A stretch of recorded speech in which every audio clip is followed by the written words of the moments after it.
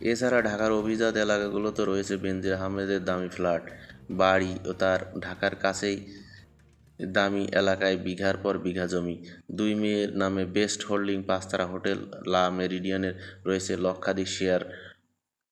ওই প্রতিবেদনে উল্লেখ করা হয়, সেখানে বলা হয় অথচ ৩৪ বছর ৭ মাসের দীর্ঘ চাকরি জীবনে বেনজির আহমেদের বেতন ভাতা বাবদ মোট আয় করেছেন ১,৮৪,৮৯,২০০ টাকা। পরবর্তীতে বেনজির আহমেদ তার ফেসবুক পাতায় এসব অভিযোগ অস্বীকার করে একটি ভিডিও বার্তাও প্রকাশ করেন। একটি মানহানিকর, অসম্মানজনক, অসত্য সংবাদ পরিবেশনের কারণ নিয়ে অবশ্য আলোচনা করতে চাননি তিনি। সাবেক পুলিশ প্রধানের দাবি, তার বিরুদ্ধে যেসব অভিযোগ আনা হয়েছে তার মধ্যে ২৪টি তথ্য সম্পূর্ণ মিথ্যা, কল্পনাপ্রসূত। সালে ৩০ মে সেপ্টেম্বরে অবসরে যান বেনজির আহমেদ।